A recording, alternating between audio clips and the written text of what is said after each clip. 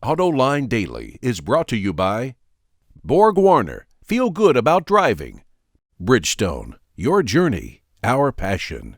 And by Dow Automotive Systems, improving durability and increasing design flexibility with Betamate structural adhesives at dowbetamate.com.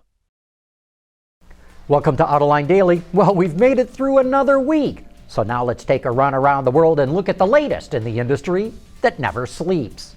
First, we start in China, where it looks like a whole lot of money went missing at the First Auto Works car company. The Chinese media is reporting that somehow or other 10 billion renminbi went missing. That converts to $1.6 billion, and let me tell you, them's a lot of potatoes. The top 100 executives in the company have been hauled in for questioning by the Communist Party as part of an investigation that dates back to last year. While First Auto Works has a number of foreign alliances, it's probably best known as one of Volkswagen's major partners in China. And sticking with China for the moment, analysts there are growing concerned about overcapacity. Even though the market is expected to grow by an average of 8% a year through 2020, that's a slower rate than during the last 8 years. And China has more than 170 car companies, which all want to boost production. One analyst predicts overcapacity could hit 10 million units within the next 3 years. And by the end of 2015, the 10 largest automakers in China, both foreign and domestic, will have the capacity to build 35 million vehicles a year. Okay, now we move over to Russia, where the automaker Gaz just hit an important milestone in its turnaround. It just launched a new light commercial vehicle called the Gazelle Next.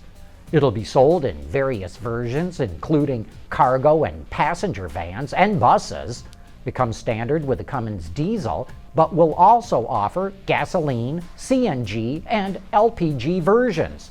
It starts at about $22,000.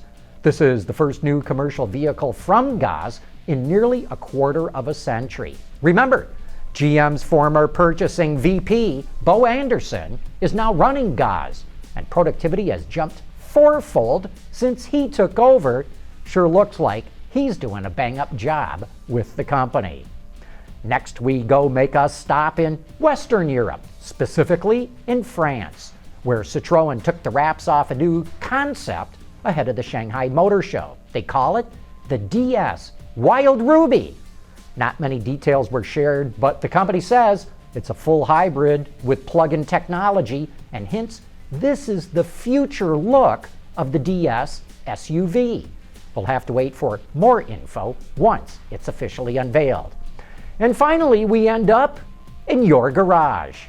Earlier in the week, we reported on GM having to reflash the oil monitor in a number of its vehicles because it was letting the oil change interval go too long and the engines were wearing out prematurely.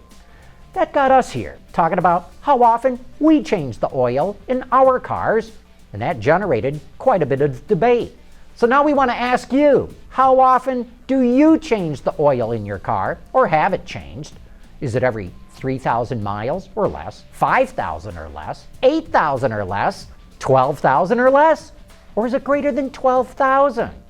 Send your friends a link so they can participate, and we will go over the results on Monday.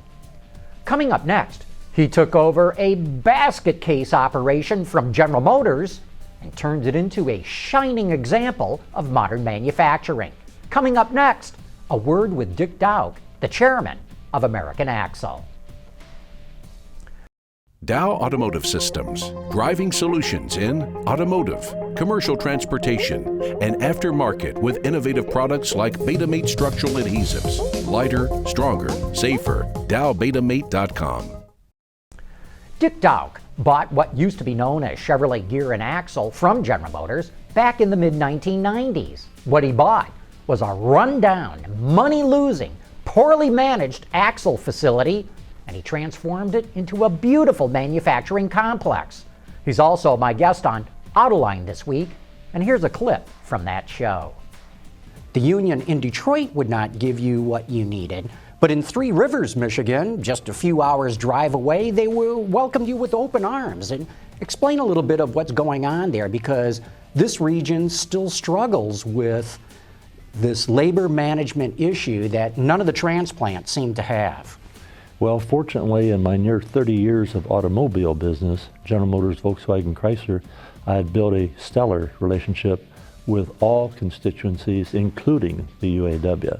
And that was one of the reasons why we were picked by Jack Smith and General Motors to be the winner in the asset purchase sale to create American Axle.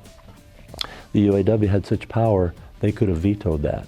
They fully supported it, that being Owen Beaver and Stephen Yokish at that time. We had the first 10 years a very good relationship, but there's a couple reasons for that. Number one is they kept having an automobile GM UAW type contract. We could not afford that as an auto tier 1 supplier. There had been a verbal agreement that within 10 years that we would rearrange that so we would get into an auto tier 1 economic basis. That unfortunately didn't occur and wouldn't occur at Buffalo, Tonawanda, or Detroit, whereas Three Rivers saw it with a very open mind, a very progressive mind, and thus Buffalo and Tonawanda had to be idled, closed, and sold.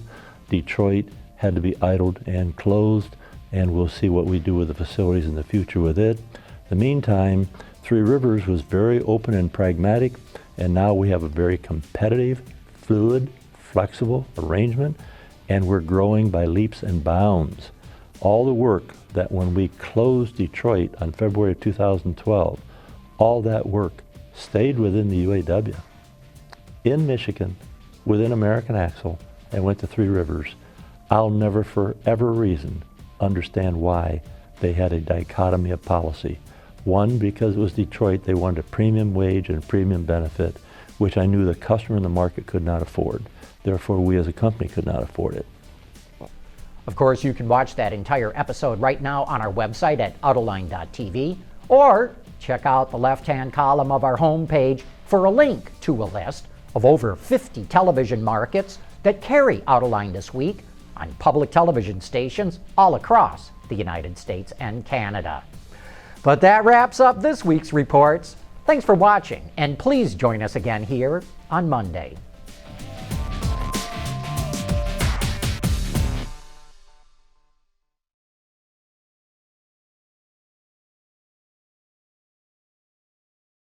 Ward's is the industry leader for news, data, and analysis. That's why companies across the globe subscribe to our premium service, maybe even your own.